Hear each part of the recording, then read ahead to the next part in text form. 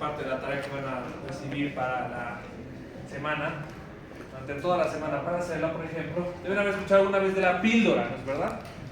Las píldoras tienen un color normalmente rojo y amarillo.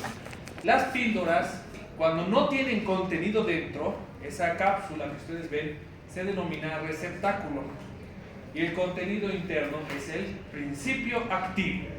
Entonces, básicamente, cada vez que ustedes escuchen la palabra principio activo, estamos hablando del fármaco, del medicamento en cuestión, sin hacer alusión a su presentación. ¿Listo? Porque si yo les digo píldoras, imaginarán una píldora. Si yo les digo comprimidos, imaginarán un comprimido o comprimido ranurado, por ejemplo, como el clonazepam. El Neuril es un comprimido ranurado. ¿Qué quiere decir ranurado? Que viene el medicamento así grande, tú lo separas y el separación es la dosis. A diferencia de los comprimidos completos, que tú puedes separar en dos partes, o como a los perros cuando tienen infecciones, tienes que cortarles un cuarto de medicamento, o a los niños. Los perros son igualitos que los niños. ¿Sí o no? ¿Caminan en cuatro patas? Sí, caminan en cuatro patas. ¿Hacen ruidos si no les entiendes? Hacen ruidos si no les entiendes. ¿Te pueden señalar dónde les duele? No.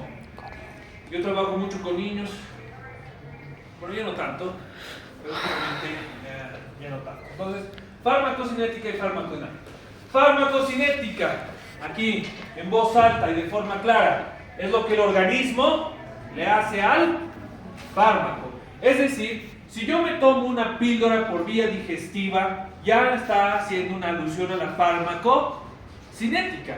Quiere decir que los medicamentos que yo me tome se van a mezclar con ácidos gástricos, ácidos biliares, ácidos pancreáticos. Van a sufrir un proceso de digestión que, dependiendo la composición del medicamento, aumentará o retrasará la capacidad de efecto del medicamento. Les doy un ejemplo. El 90% de los medicamentos son alcalinos. En el contraste, por ejemplo, mientras yo me tomo un medicamento, entre que yo lo empiezo a diluir con mi saliva y entre que llegue al estómago, se pierde aproximadamente 17% del principio activo. Es decir, del 100%, por ejemplo, yo les doy un ejemplo sencillo. 1 gramo de paracetamol, ¿cuántos miligramos son? 1000. Ya, a ver. Está bien, es 1000, pero por aquí estaban diciéndome 100 y escuchó 50. No. Siempre que empiece con un 1, la unidad siempre va a empezar con un 1, así sea en miligramos o subiendo por encima de los miligramos a los gramos, ¿ya? Como dice el nombre, miligramo, no hay 100, no es un centigramo, ¿no? Entonces, ¿por qué no utilizamos las unidades de centigramos? Porque son unidades demasiado básicas que se utilizan para la bioquímica y la farmacia. Estos son doctores. Y es el motivo por el que los de la farmacia no los van a querer. Porque los de la farmacia van a tener una visión sobre el medicamento que ustedes no. ¿Y quién tiene la última palabra? El médico. Entonces el farmacéutico se come su opinión y hace lo que le dices, ¿no? Por eso es medio rasposa esa relación. ¿Listo? Muy bien. Entonces es correcto. Si nosotros en el proceso en el que yo me tomo el medicamento y llega a mi estómago, se pierde el 17%. ¿Cuánto es el 17% de 1000? 170. 170. Perfecto. Básicamente nos está diciendo que si yo me tomo 1 gramo de paracetamol, el gramo entero no va a llegar a mi sangre. No va a llegar. Se va a perder en la vía digestiva. Y uno puede creer que eso es malo, pero realmente no lo es. En contraste, la farmacodinámica. Entonces ya hemos visto la farmacocinética, que nos explica que tienen interacciones corporales nuestras secreciones con el medicamento y qué es lo que le pasa al medicamento cuando interactúa con él. La farmacodinámica es lo que el fármaco le hace a nuestro organismo. Cuando ustedes han pasado los semestres pasados, ¿no es verdad?, deben haber llevado esta materia que se llamaba fisiología. En contraste, fisiología contrastaba con un casi sinónimo que era homeostasis.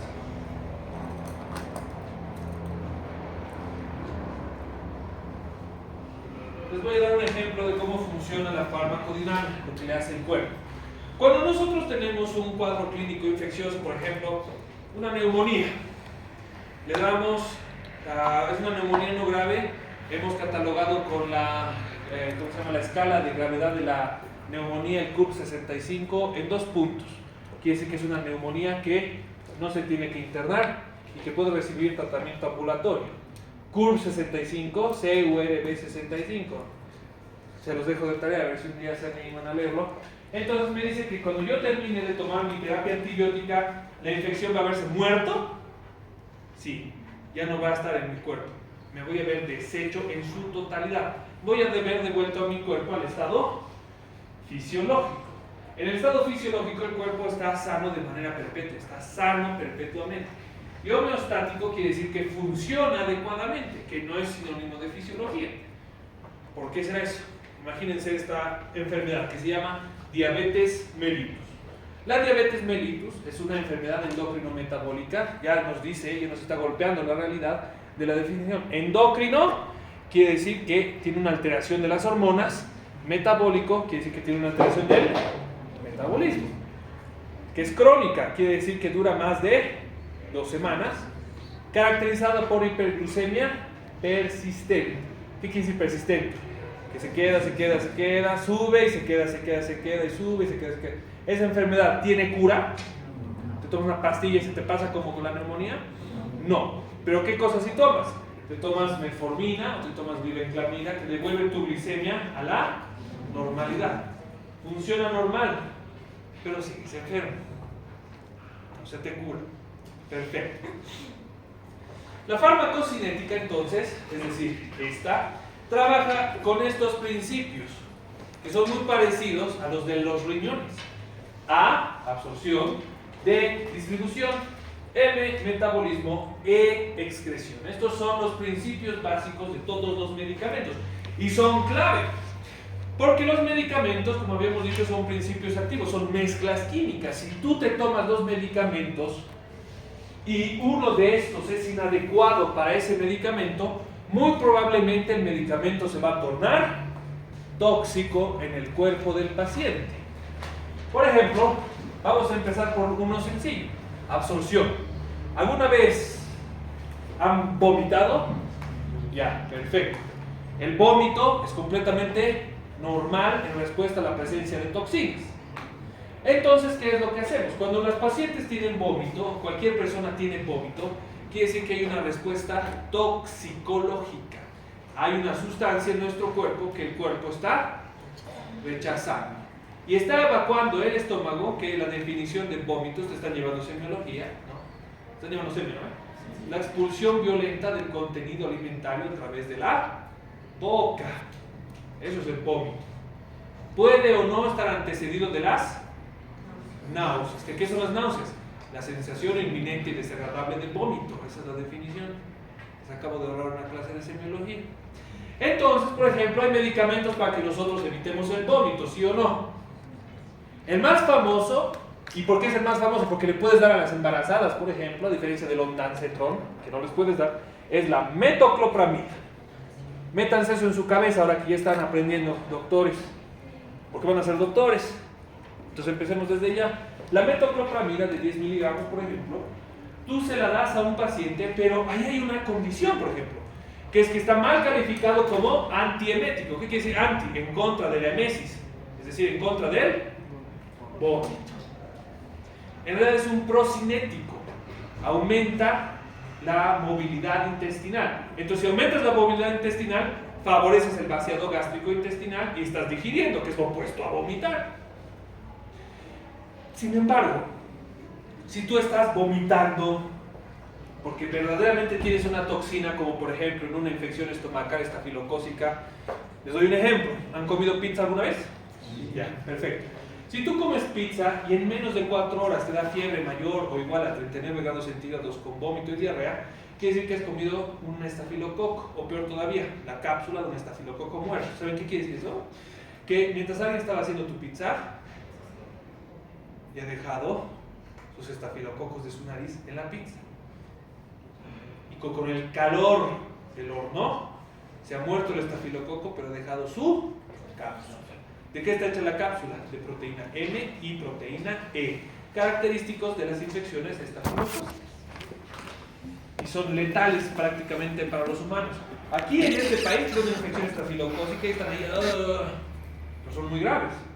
En Estados Unidos las infecciones estafilocócicas se tratan como si tuvieras COVID, te encierran en un cuarto especial, porque es sumamente contagioso y sumamente lesivo. Entonces se instala una infección que nos hace vomitar toxinas estafilocócicas. Entonces, ¿qué creen que pase?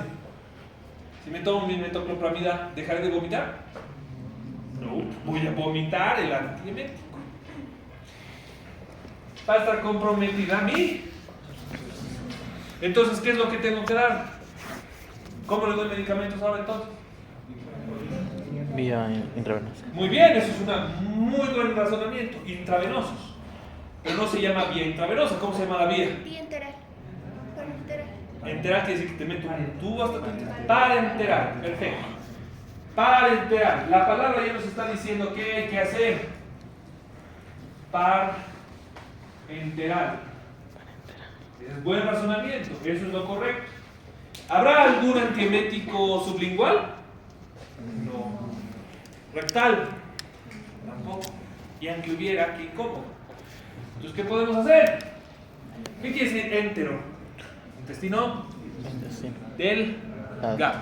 A diferencia de cólico, que quiere decir intestino. Entonces, parenteral.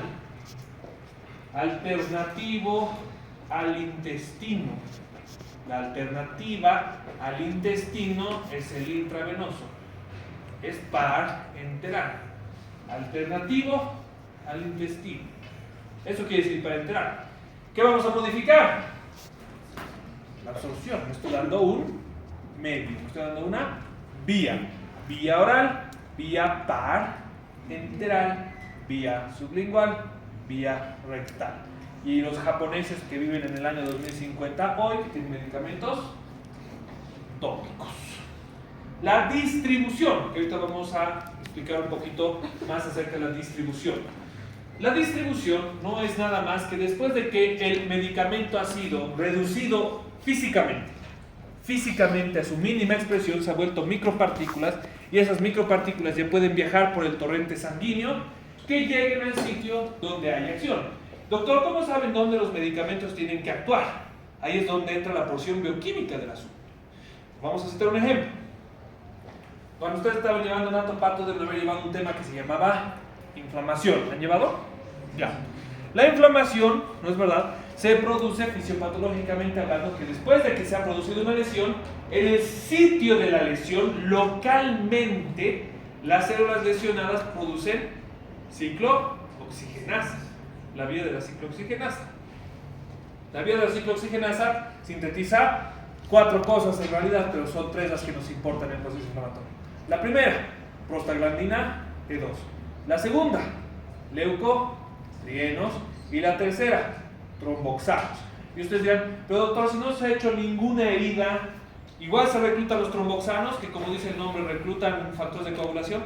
Sí, porque los factores de coagulación, las células de los factores de coagulación y el tromboxano 2 también recluta el tejido colagenoso y también recluta el tejido fibroso. Entonces se forman, se empiezan a tapizar por dentro de la lesión. Entonces, ¿qué nos está diciendo? Con las prostaglandinas E2 me está diciendo básicamente que va a haber una modificación vascular. Los leucotrienos, que son reclutadores de glóbulos blancos, me está diciendo que va a haber una reacción celular. Y los tromboxanos, que va a haber una reacción de regeneración tisular. Entonces, estudiamos. Tenemos un proceso inflamatorio. Casi escribo por esto. Esto es permanente. Más no me doy cuenta. Ya. Entonces, ¿cuál es la circunstancia? Tenemos nuestro vaso sanguíneo. Los vasos sanguíneos son, en condiciones normales, los vasos sanguíneos son siempre trabeculares. Las trabéculas son extensas y muy estrechas. Las trabéculas permiten el intercambio de agua del vascular al intersticio, y del intersticio al celular, del celular de vuelta al intersticio y del intersticio de vuelta al vascular. Pero cuando las prostaglandinas se sintetizan y entran en contacto con los vasos sanguíneos tienen las trabéculas muy separadas. ¿Y qué pasa cuando las trabéculas están separadas? Como es semipermeable, el líquido que está aquí se pasa aquí, al intersticio. Y esto se edematiza. Se llama tumor. El vaso sanguíneo está dilatado y se acerca a la piel. Rubor. La presión arterial golpea las paredes en contra del vaso sanguíneo y la modificación del flujo turbulento genera calor. Tumor, rubor, calor y finalmente los leucotrienos que modifican la permeabilidad de la membrana de las neuronas permite que hacia dentro de las neuronas se meta de manera patológica potasio, que se despolariza en las fibras C, en las fibras alfa 1, y esto se produce como y queda todavía despolarización mediada por calcio. Entonces el dolor no se te pasa, te duele mucho en un principio, y se te queda doliendo no tanto. Si te alguna vez han golpeado, saben que es así. Entonces, ¿cómo funciona? Entonces, ¿qué es lo que ha pasado? Todo este fenómeno inflamatorio, ¿dónde ha sido? ¿Es en tu estómago si te has caído con tu mano? ¿Dónde es? Tu mano. Es decir, es local. Mi medicamento, me tomo mi ibuprofeno, ¿no? Para que se me pase el dolor del golpe, el medicamento se diluye en el estómago, pasa a la vía sanguínea y en la vía sanguínea, utilizando las propiedades cardíacas de gasto cardíaco y volumen latido hasta llegar a los tejidos periféricos, se llama distribución. Les dije que había que estudiar fisiopata para saber fármaco. Metabolismo. El metabolismo hace referencia a cómo el organismo empieza a deshacerse del medicamento. La mayor parte de los medicamentos, mientras más complejas sean sus unidades funcionales, mucho más probable que el metabolismo sea hepático. En contraste a las unidades bioquímicas más sencillas, en cuyo caso su metabolismo será renal. Entonces ya estamos conociendo a los dos órganos que determinan el metabolismo.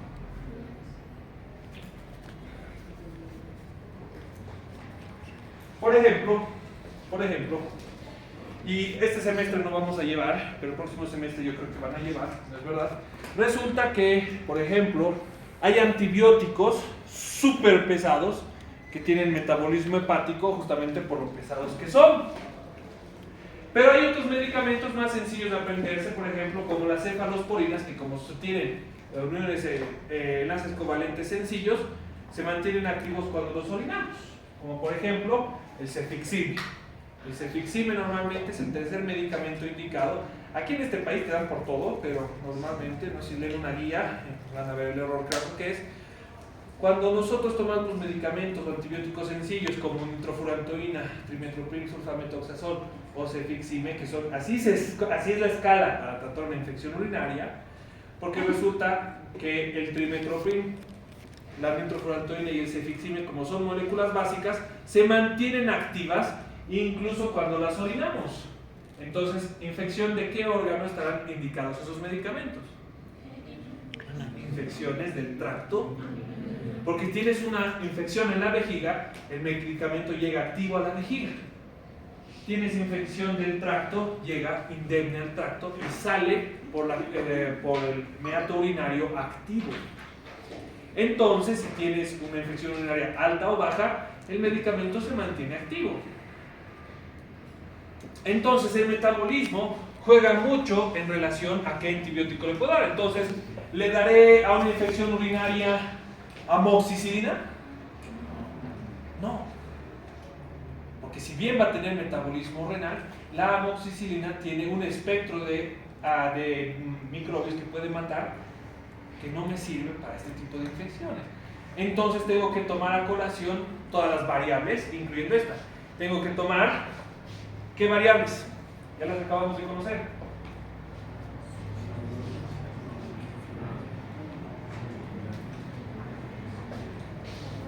¿Me va a ayudar a matar a los microorganismos la amoxicilina? No, porque no cubre ese espectro de antibiótico. ¿Se va a presentar por la orina? Sí.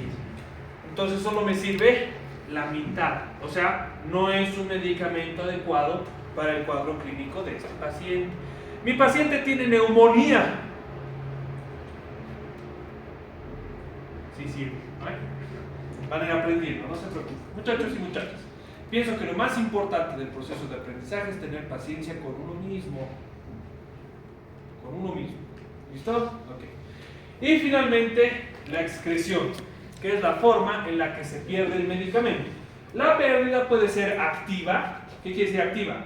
Que en heces fecales, en orina, en vómito o en secreciones en general, vamos a encontrar rastros de los medicamentos, como por ejemplo, ¿qué? Cocaína, marihuana, quedan. Actualmente, por ejemplo, antes se hacía prueba de sangre para detectar el consumo de marihuana.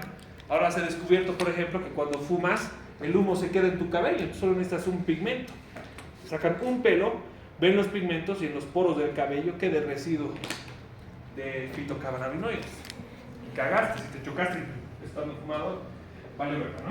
Muy bien. Entonces, la excreción es el medio en el que estos van a empezar a perderse. ¿El resultado final cuál es? Es eso. La interacción en su totalidad. Nosotros, cuando tomamos a conciencia el medicamento que le queremos dar, no podemos velar exclusivamente por una de estas variables.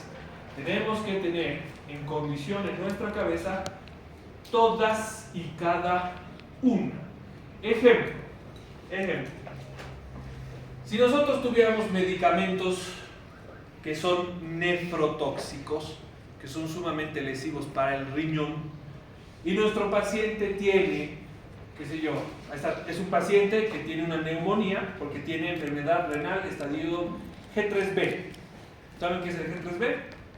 Es una insuficiencia renal que ya requiere diálisis, es una insuficiencia renal crónica. Se clasifica en estadios G1, G2, G3A, listo. G3B, G4, G5. G4 y G5 terminales. 5 años de vida, 3 años de vida. Tienes insuficiencia renal, te vas a morir básicamente. ¿Listo? Así funciona. ¿Cuál es la circunstancia, sin embargo? Si nuestro medicamento es nefrotóxico, lesiona el riñón, ¿se lo damos a un paciente que está en estadio G3A? No. Perfecto. ¿Se lo damos a un paciente que está en el estadio G5? Sí, le damos, porque ya ¿qué más va a perder? No hay estadio G6. Esta es una relación costo-beneficio. Pero costo no quiere decir dinero. Costo sobre el cuerpo de tu paciente. El costo-beneficio hace referencia a una relación biológica. Si mi paciente está en un estadio G5 y tiene que hacer diálisis todos los días, es indiferente que le demos cualquier medicamento, porque igual se va a filtrar el medicamento en el proceso dialítico. En el estadio G3A lo vamos a enviar directo al estadio G5. ¿Y qué es lo que tengo que hacer ahí? Tengo que revisar mi libro y buscar la modificación para enfermo renal. Y sin flojera, con mi calculadora, determinar la relación. Es jodido, pero a menos que seas nefrólogo, no lo haces tú. Eso es una creencia muy popular, que el médico tiene que hacerlo todo. Y el que les haya dicho eso, les ha mentido. Normalmente los docentes, para meterles miedo o para que sientan más respeto por su carrera, les mienten, les dicen boludeces como es. Cuando eso no sucede hace más de 60, 85 años. Pueden quedar tranquilos. Eso de estar colocando domestos y todas esas cosas, ¿ustedes creen que eso lo hacen ustedes? Si ustedes tuvieran que hacerlo, lo dejarían sin trabajo a las enfermeras. No pasa. Entonces les dejo aquí, ¿no?, este pequeño cuadro de referencia de cómo funcionan los medicamentos. Absorción, liberación, sitio de acción terapéutica, el holístico, que es lo que acabamos de describir, las relaciones con los tejidos que están comprometidos en cuestión, sitio de acción no deseado, eliminación, expresión, biotransformación, que básicamente es metabolismo, y la relación con el fármaco libre. ¿Qué era el fármaco libre? Era el medicamento que se había reducido a su mínima expresión y ya estaba en el, ¿cómo se llama? En el sistema circulatorio. Porque hasta que yo me lo he tragado, ha pasado por mi esófago, se perdía entre el 17 y el 25% del principio activo. ¿Listo? Súper. Los espacios truncos hacen referencia a justamente la distribución de los líquidos, porque recuerden, este medicamento se ha diluido en sangre. Entonces quiere decir que estos fármacos se van a encontrar en los compartimentos que ustedes ya han visto en fisiología, que se dividía en líquido intracelular y líquido extracelular. El líquido extracelular se dividía a su vez en dos, que era intersticio vascular y uno nuevo, muy recientemente añadido, que se llama transcelular. Muy nuevo, que tiene 1 ml de contenido indistinto. Los medicamentos, al igual que cualquier otro biomolécula, ¿quién? A ver, nombren una biomolécula, bioquímicos. Una. No, ninguna. Ya. Glucosa. Listo. Es una biomolécula. Otra biomolécula. Sodio, bicarbonato, potasio, cloro, magnesio. Podemos seguir, ¿no? Pero esos que no son electrolitos, sí, pero interactúan con tus tejidos. Pueden despolarizarte. El sodio despolariza el corazón, ¿sí o no? Es una biomolécula. Es una molécula que tiene una reacción biológica, biomolécula. La glucosa, pues a través de glucólisis, se vuelve piruvato y participa en la vía del ácido tricarboxílico o ciclo de Krebs. Es una biomolécula de interacción biológica. Los medicamentos se rigen bajo las mismas leyes de las biomoléculas, porque es lo que son biomoléculas mucho más sintéticas, pero biomoléculas al final del día. Estas utilizan el transporte celular pasivo, paracelular, difusión facilita. Entonces, vamos a hacer un pequeño recordatorio muy corto. La difusión simple, ¿en qué consistía? En el paso de una sustancia a través de la membrana. ¿Requiere proteína transportadora? No. ¿Requiere proteína de transporte por sangre? No. ¿Requiere proteína para interacción con el núcleo? No. ¿Requiere gradiente de concentración? Sí. ¿Cómo funcionan los gradientes de concentración? A ver, gradiente de concentración 101. A favor, contra. Ok. No, acá lo vemos. Acá lo vemos, para que se entienda. Hay una sustancia que es la sustancia más famosa